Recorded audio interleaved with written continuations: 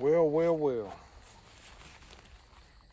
This is the old biologist. Gonna holler at you again about some deer browse pressure and some deer browse preference. We've got a pileated woodpecker out here behind the camera there that is somewhat irate. I guess they got spun up over some grubs and a snag or something. But I was out the other day working on those food plots for those guys, and that prompted me while I was riding, doing the logistical thing between plot to plot, because that's what eats your lunch when you're planting these smaller food plots, is just getting from one place to another, hauling the seed, the equipment, playing musical implements per se. But I saw some browse damage on several different species, but the primary species I focused on was blackberry, because in the upper coastal plain, blackberry is moderate to high moderate preference. I would venture to say that the greenbrier species, trumpet creeper where you can find it, wild lettuce, rattan vine, common ragweed. Don't see a lot of giant ragweed in the upper coastal plain like you do in the Black Prairie. Those are going to be your basically keystone plants that you look at. And the thing that I wanted to make clear, or try to make clear, is what I had the most trouble with when I was running all over my home state, working with deer clubs, managing deer, trying to keep hunters between the navigational buoys, hunters, managers. The main thing that I wanted to try to show, and it's incredibly difficult, and it remains difficult, is showing them what's not there. One of the key plants, and it won't be abundant this time of year, it takes a special place to find it, but one of the key plants that I always noticed is growing up in the 80s, late 70s, back when we had a few quail, is when you took off through the woods, through some early successional stuff, you had beggar's lice on your pants leg. It's a species, genus is Desmodium. There's several different species, but I just call it Desmodium. And the thing about Desmodium is they're either there or they're not, because one bite and they're done. If you have the deer herd within balance of the carrying capacity of the land that you're hunting, you'll see the smaller plants like the Desmodiums, the beggar's lice. They'll be there. As soon as the deer start to get out of control, those plants disappear. And I just want to ask people to think about this, is when's the last time you had to pull beggar's lice in significant numbers, not one or two or half a dozen, but like your pants leg covered in beggar's lice. Most of the timber stands we walk through, those plants are just not there. And showing people the Joe Pye weeds, the rattan vines, the strawberry bush when you can find it, it's almost been completely extirpated. Oak leaf hydrangea, a lot of those plants that deer select for that are just gone from the landscape. You find them here, there, and yon. You'll find a strawberry bush somewhere where one was big enough growing in a creek bank or something to get away from deer over browsing and was able to reproduce to a degree. You'll find oak leaf hydrangea at times growing on a steep creek bank. But it being in relative abundance in most soils and most landscapes, it's just not there anymore. And I wanted to talk about some of these plants. This is the growing season's over. We're well into the fall. I think this is like October the 27th. So most of the growing season plants are done. They're not going to produce much more, but you can get a feel for how much forage that you had to get through the growing season. And I always like to tell folks that I've worked with in the past is you want to have a surplus. It's like your bank account. You want to have a little bit extra fallback. So on years when you don't quite make your antlerless harvest, you don't quite get enough deer hauled to the shed, you've got enough feed to get them through summer. Winter's a whole nother ball of wax. There's only a handful of plants that we really key in on for winter, for cold season forage, but the summer plants and the selection thereof is where the nuances of deer management happen and the rubber hits the road. Where I'm standing now is on a local wildlife management area. Wildlife management areas are renowned for suboptimal harvest overall, because, you know, let's face it, you can't let every Billy Joe Jim Bob in here with a four-wheeler to go fetch his deer. You can't. Access is a thing. We have to modify the antlerless harvest to try to carry over some deer. So, you know, not having a liberal opportunity to harvest deer on these public lands is a challenge. It's a challenge to try to keep the herd within balance of what's available for them to eat. And that's your limiting factor. At the end of the day, deer management is nothing but a numbers game. You want to have more groceries than you have mouths. And that is an ongoing problem. And as we look at some of these habitats, like the stand I'm in right now, you'll see crystal clear that we obviously have more deer than we can feed. This is kind of the intro to my first deer browse discussion.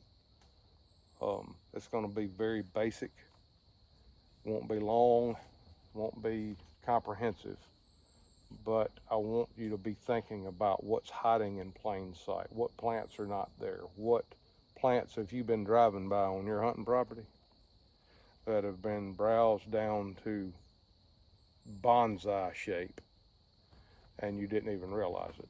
And once you begin to get an eye for what this looks like, it'll jump out at you like a flashing strobe. So with that, I'm going to video just a little bit of this habitat, a little bit of browse damage. There's not a lot of good stuff in this particular stand. Do have some upper coastal plain plants that we'll talk about later in the video in another segment.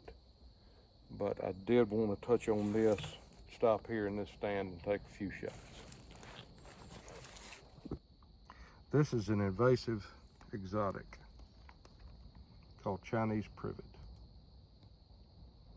Deer eat it primarily in the cold season, but as you can see here, they have hit it relatively hard during the growing season as well.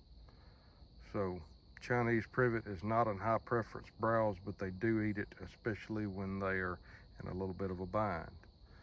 You have another Chinese privet right here. See, the ends have been bit. There. This is another one, even better example. Looks like a little Asian ninja fella just whooped it. Boom. The ends are bit there.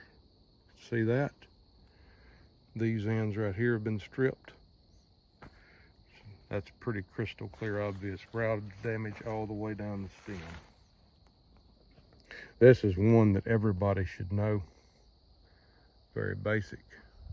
Japanese honeysuckle. Not a lot there, but I want you to notice the size of those leaves. And then down here at ground level, look at those. They're significantly smaller. Compare them to the Chinese privet leaves. So look at those. And then look at those. That is one growing season. They bit those last winter and that's what grew back. And how much tonnage, if a deer has to fill its rumen every day, of those little bitty leaves does it take to get through January? Another misconception that we heard a lot is this is most likely a green ash right there. And right beside it is a blackberry with the top bit out and it died. The terminal shoot died after it got bit. So just because it's green, look at the abundance of foliage on the ash, Chinese privet through summer, and then this poor little bedraggled blackberry here. This is what we used to call a 70-mile-an-hour browse line. Greenbrier, one of the smilax species. You can see that end right there has been stripped. It's about even with my shoulder. Look at these vines on the same plant. Lower, all you see is sweet gum leaves, no shoots. Now, this is the end of the growing season, basically over, but there is no surplus of groceries in this little strip of woods right here. Look at this greenbrier stem right here. This is a Chinese privet. I'll move it out of the way. There's a little honeysuckle there down low. But you notice that the greenbrier is stripped coming out of summer. The honeysuckle still has foliage. That's because honeysuckle is low protein. In the summer, it's low preference. In the winter, it gets them through because it's something green to gnaw upon. I'll come out here by the gate. I find a good one. And yeah, it's yellow. But I found some trumpet creeper. Looks like a little fella just had his way with it. This stuff is supposed to grow in a long running mat. And there's not a stick on this plant that hasn't been bit. And I also wanted to show you, if you're riding around your property and you've got greenbrier stems that look like this, big around as a first grade pencil with very little foliage on it or no tendrils, you are dealing with an overabundant deer herd. Hands down, Katie, bar the door. You need to be investing in ammunition. I got another thing or two I wanted to show y'all. I was out riding on this place and looking, going between plots. But I wanted to show you some moderate preference browse that had been thumped pretty good. For those of you that don't know, and most of you do, you rubbed up against it and smile real big. This is blackberry. Got some real nasty thorns on it. Blackberry is a moderate preference browse plant. Deer typically don't select for it. But what I want you to see, there's one right there that has been bit. Out here on the end, you can see 1, 2, 3, 4 that have been bit. That is not a high preference. If you go into the woods 10 steps, a deer got to pack his lunch to get through there. You have a little bit on the roadside there where you have some light, but 10 yards inside the wood line, there's nothing. It's ecological desert, and these pines are overstocked. These are beautyberry. The terminal bud has been bit out of almost every one of them. Beautyberry, the berries are relatively high preference. There's not a berry on any of these, but almost all of them have been bit. Here's some foliage that has been bit by deer. Beautyberry foliage is not super high preference. There's some of the berries right there. Purple, got a purple flower in June, July. A lot of birds, native birds, use the berries. As you can see, a lot of this blackberry and even the ends on this beautyberry twig right here have been bit. So this place needs to get them a reloading press or something, a good shooting rifle, and get to work. This is not the best case scenario, as you can see in there. is basically nothing from chest height down. Deer got to pack his lunch. One other thing I noticed, look at this greenbrier here. See the tip of it's been bit. And you can look at, there's no foliage, very little. Some of it's bug damage, but primarily deer. And you can see how much foliage is on that greenbrier right there.